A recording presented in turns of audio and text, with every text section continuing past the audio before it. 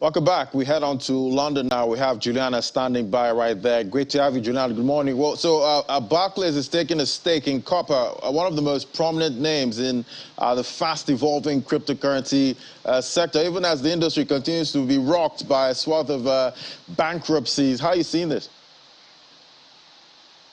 Good morning, Laddie. Well, that's right, although we don't have much on this story because both Copper and Barclays have refused to comment. But it was first reported over the weekend. I believe it was an exclusive from Sky News, and they're saying that Barclays has joined a consortium which does include the former Chancellor, Lord Philip Hammond, to try and help fundraise for Copper, which isn't a cryptocurrency, but they basically provide some back-end administrative assistance to those who are working within the sector. I believe previously they were trying to raise about $3 billion. That's been decreased. We're not sure exactly how much Barclays will be putting towards this latest round, but it's been described as modest and only in the few millions, which is called modest if you are one of the biggest banks in Britain. We will find out exactly how much was raised and who is involved in the later days, but it does come at a crucial time. As you say, we know there was a kind of a breakneck growth in the cryptocurrency sector that's been hit really hard recently. And of course, as you were stating, there are still regulatory issues, particularly here in the UK, which is why Copper decided to make their HQ in Switzerland and not Britain, because we're just really not sure of how the industry is going to be regulated here. So at the moment, we know very little, but as always, when we know more about the story, we'll let you know.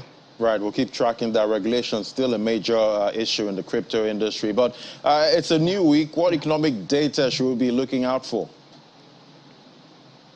It's a new week, pretty quiet actually. We've got two, I would say, the most key updates that we're going to get is on Wednesday. We've got year-on-year car production data, which is obviously significant because there are still supply chain disruptions, particularly coming from China, because of course COVID-19 hasn't gone anywhere there, and there are some really strict measures, and industry experts are expecting that to have had a knock-on implication for car manufacturers and producers here in the UK. And then on Friday, we've got mortgage approvals and mortgage numbers for the month of June. This is, of course, important because as the Bank of England are increasingly upping interest rates, people's mortgage rates are going up. Is this stopping first-time buyers from getting on the housing ladder? It will be interesting to see that. And then, of course, the most important topic, I think, this week has got to be the run to become the next tenant of number 10 Downing Street. There is going to be the first public TV debate between the two contenders, Rishi Sunak and Liz Truss, on the BBC tonight. That is going to, of course, have a knock-on effect on markets because, believe it or not, Britain is still a G7 member, still a very industrialised nation, and whoever takes on this poison chalice has got a lot of mopping up to do, starting with the economy. So we'll be keeping a close eye on that. All right, all eyes on the next tenant at number 10. Thank you so much, Juliana, for the update. Thank you. All right, now let's move on to other markets. Now we see in the crypto market, we see the fear greed index inching backward into extreme fear, 30 points over 100. Still extreme fear in that market. It was inching above the 30-point range, but now we're seeing it back at 30 points, and we see market cap $1.01 billion there. It's down about 3.52% this morning. Market cap, the volume traded in the total crypto space, there was $65.44 billion. That's up 4.40%. And Bitcoin dominance still ranging between the 41 and 43% range at this point. Price of Ethereum this morning, $1,519. And we see Bitcoin there, $21,878. Bitcoin price attempted a clear move above the 24,000 resistance zone. However, the bears appeared near 23,800 and pushed the price back down, and we're seeing more downward pressure on Bitcoin price this morning. Let's move on now to the price of Ethereum, $1,519, down 0.36%. Volume traded $18.99 billion this morning. And looking at the top alts by market cap, it's mostly red on that counter. Let's bring in Rume Ofi now, digital market analyst. Hello, Rume. Good morning. Good morning, Ladi. Good morning. Good morning. A fresh week. We still see a lot of volatility in that market. And some good news. We see Google Pay is planning to allow customers buy crypto. How are you seeing this? Wow, that's a very big one, considering the fact that Google Pay, formerly Android Pay, is a mobile service deployed by Google for payment, right? And the amazing part of it is it has about 100 million users. Fusing that to crypto.com, which has its own figures there. It's about 15 million users as about now. I'm going to see it as a very easy way to do payment. Considering the peculiar situation that we're in the world now, everyone is looking towards contactless payment, right? You don't have to use fiat and some other means that are familiar to us. So that's being implemented. I think it's going to happen this week. It's one of the great things that is going to happen to the crypto industry.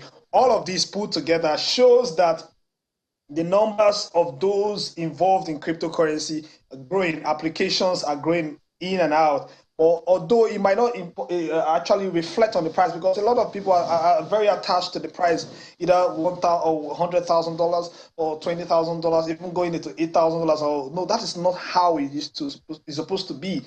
It's the fundamental that is most important, and this says a lot. That figures 100 million. If a fraction of that goes into the crypto industry and do payment using that, it's going to make a whole lot of sense in a long time. Yeah, that's quite interesting. We still have that debate, some in it for the money, some in it for the tech. And I saw a report by Boston Consulting Group. It's saying that crypto users will reach about 1 billion by 2030. Yes, the appetite for the younger generations using cryptocurrency is very high. Even in our peculiar case here in Nigeria and in the continent of Africa, you can see the amount of people coming in, getting themselves involved, because they see it's quite easy to do transactions. Considering the fact that there are risks actually involved, the adoption rate is growing and education is doing a lot. Considering the fact that cryptocurrency has the capacity for people having to control their wealth as against some other means, like the other time we're talking about the CBDCs and all that, which can be stopped because it is permission blockchain, right? And this is permissionless. You can do certain things depending on the regulation on ground in your country. So all of this put together, if the country at that point in time take advantage of it, try to tweak the regulations towards how their citizens should engage in cryptocurrency stuff, maybe like through the exchange platforms and some other means, is going to aid adoption and also bring in a lot of revenue, because you're going to expose people to a lot of projects. You can see the hype around NFTs. You can see the hype around the interest heavily involved from these young people around DeFi and all the applications that are involved in the blockchain space. A lot of blockchain devs are going to be needed in the future. And all of this put together is going to help the economy of any country that sees this as an opportunity going forward. Right. Well, we can't leave without talking about the price. What are you seeing for price movement, this week? So this week is very important, Ladi. I must tell you for a fact. You see, on Tuesday, which is tomorrow, the IMF is going to come up with a report. On Wednesday, you're seeing the Fed is going to come up with a report. Initially, some persons were saying we're going to see hike up to 100 basis points, but again, it could be 75, or even if we see 50, glory be to God. But again, also on Thursday, you're going to see companies coming up with their earnings report. Then I think about Friday, we're going to see the US come up with their GDP figures. And also, this week is very important. I would like to advise those that are taking heavy leverage on trading, please wait for the market to give you a clear path before you get involved, so that you can minimize your risk. Because if you make any mistake or try to preempt the market, or try to bet on the market, or try to reverse trade the market, at the end of the day, you get your hand burnt. And that is not the way to go about this trade. We need to trade in a way whereby we don't lose our capital, because that defeats the essence of it.